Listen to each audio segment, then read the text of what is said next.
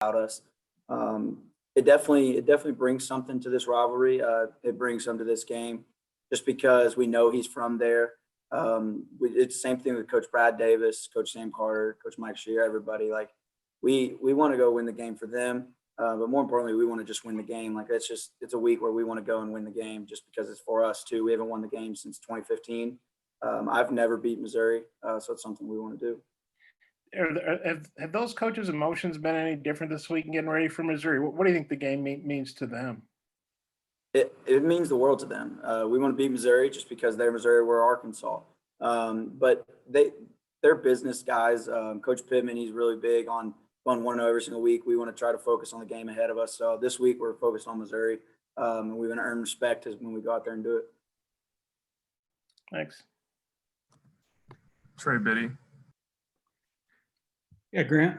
I was hoping you could comment on Larry Roundtree, the running back there, and also what was your reaction with Rakeem deciding to opt out with just 11 days left?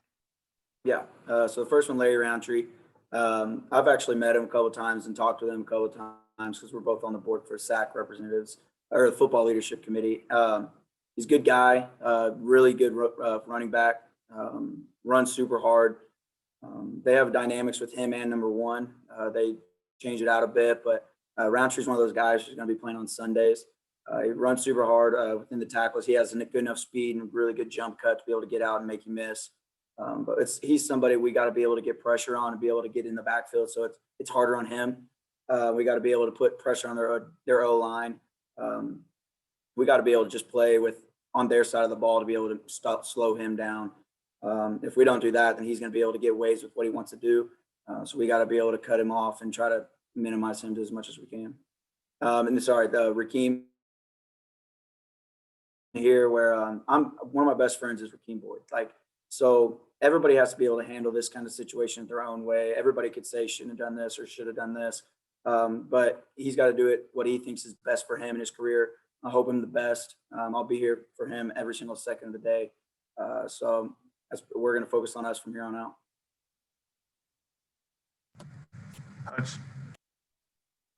Yeah, Grant, I know you've never lacked confidence, but when you came here as a walk-on, could you have imagined 5 years later being leading the country in tackles and being a Butkus Award semifinalist? Yes. I hate like people are going to be like, oh, he's too confident. But yes, I'm 100%. You can ask my dad. You can ask my wife now. You can ask probably Brooks Ellis when I was a little redshirt freshman and he was named a award watch list for the Butkus. I was like, yeah, I'm gonna end up winning that one day, or I'm gonna end up being on that thing. I hate it that it was 5 years later instead of 2, but I definitely could see this. But I'll tell you right now, it's not for me. The reason why I'm on this is because of 10 people around me. If we weren't winning games, or if we weren't having the defensive standing that we've had, I wouldn't be on that. Jalen Catalon, if he wasn't on that team, I wouldn't have it. Bumper Pool, John Marshall. So I'm just a product of what the people are around me. I've been lucky to be put in the spot that I am, but I definitely would have said I'd be on this because I have a lot of confidence in the players around me too.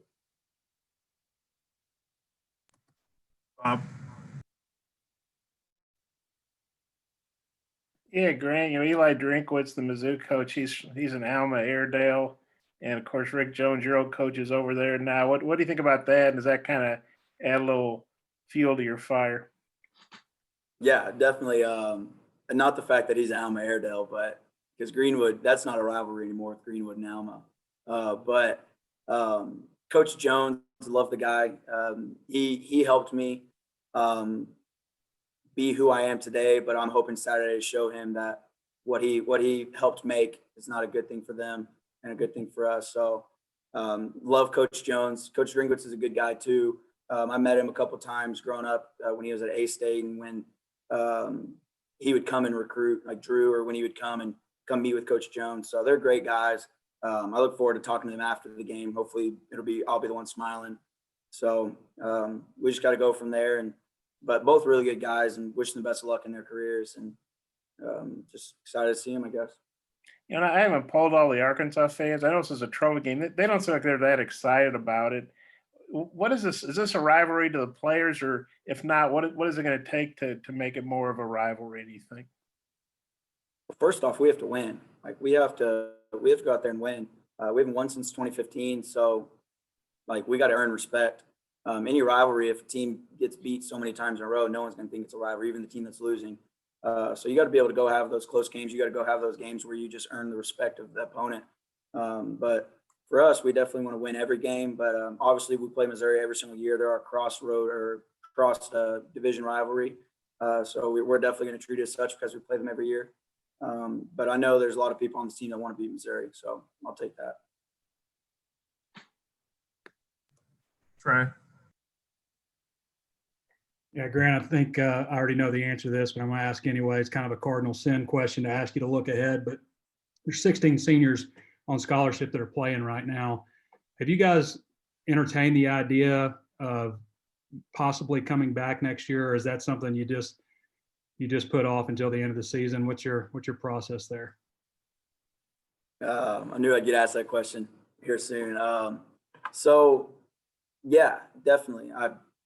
Every single option right now is getting weighed in my head, and I know it's getting weighed in every other person's head. I know there's some that have probably made up their decision already, and there's some that are still on the fence. So for me, it's just I'm going to weigh every option. I have a lot of options, which is good for me, but I wish someone would tell me this is like what you're supposed to do and make it easy for me. But it's definitely going to be something that Coach Pittman, he's a great recruiter. And I guess y'all know me, I've never really been recruited. I was kind of the guy who always said, I want to go here, prove you wrong. So I'm just going to worry about it after year or after the season. So I can focus on these couple games. I know that's what everybody else is doing.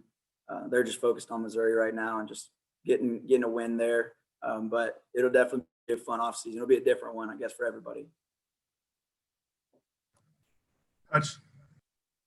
Yeah, Trey stole my question, but I was going to also ask, you're not necessarily like the biggest linebacker or the fastest guy in the world, but what is it about you that enables you to rack up so many tackles and have such a productive season this year?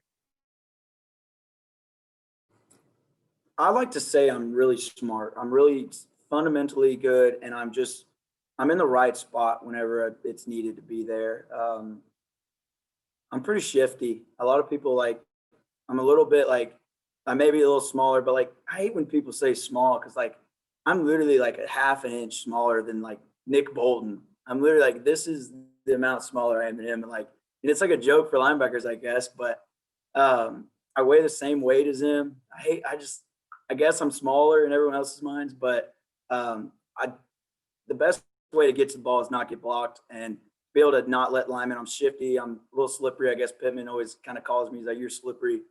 But my biggest thing is I like to say that I'm really smart. I like to play the game before it's played already. I like to be on their side of the ball, knowing what they're going to do. So I like to use my instincts. I'm real instinctual, but like I said, the only reason why it's been a great year is because of people around me. They're doing a heck of a job. I'm telling you, Jay Marsh deserves any award that can go to defensive tackle because he's done really good this year, and he's what's made us good. Bob. Yeah, Grant, kind of a two-parter. The interesting you bring up Jonathan Marshall. Just what's impressed you so much about him? Because he's getting double, sometimes triple teams, still made a lot of plays. Yeah. What's impressed about him is he literally is probably the strongest person I've laid my eyes on. Anybody who thinks that guy's not in the weight room after they see him or watch him play is just somebody who doesn't know him at all and doesn't know anything about football. Because that guy can be able to move people who are bigger than him. He does it really easily. So, and the thing that he's gotten really good at is he's been in the same situation as me, is where we've had different coaches over the past 5 years, and he's been able to take every single thing from each of them and be able to build his craft and perfect it to where he is now. And that's what I think both of us have done is we've taken little tidbits from each coach that's really worked for us, and we've moved it and we've connected the dots with the next coach. He's done really good with that. But I think now he understands defense more than he ever has. And as a D lineman, to know what the guys are doing behind you, that's really big because you know where you can mess up if you're to go too quick. You know where to be, where if they were to mess up, you know how to make them right. So that's why he's doing really good. And what was your second part about it? I cover the games remotely, so I listen to them on the radio, and they play that border rival, whatever this thing's called. And when they're done, Chuck Barrett always goes, and this time we got Barry Odom on our side, because Barry's 4-0. Does that kind of, you feel good? You got a little ace in the hole there with your D coordinator. He's never lost one of these games, now he's on your side. Yeah, he's a secret weapon. So he's definitely on our side, and we're glad to have him no matter what happens. And I know Arkansas is going to be glad to have Coach Odom in the long run too, because he's just a good guy no matter what happens after this year, no matter what happens with Coach Odom and Missouri. The way we got him, it doesn't matter. Coach Odom, where he's on our side. So it's really good for us as a team too. Okay, thanks, man. Appreciate it. Yep. Trey.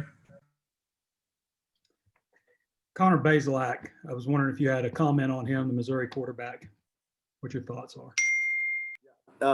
Is he a true freshman or redshirt freshman? I don't really. Redshirt.